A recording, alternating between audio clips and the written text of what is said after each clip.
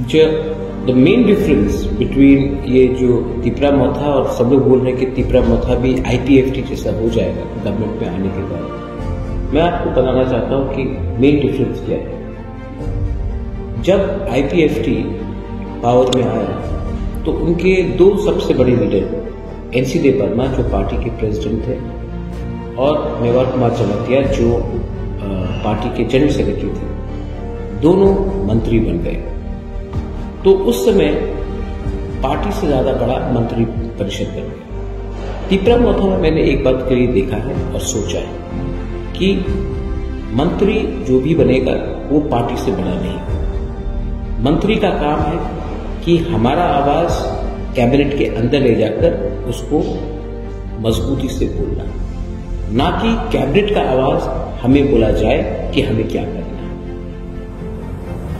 जब श्यामाचरण त्रिपुरा नागेंद्र जमातिया थे, उन्होंने, वो भी मिनिस्टर थे, लेकिन उन्होंने हमेशा अपना लोगों का बात कैबिनेट में किया, सरकार में किया, ना कि सरकार ने उनको बोला कि क्या करना चाहिए अपने लोगों को।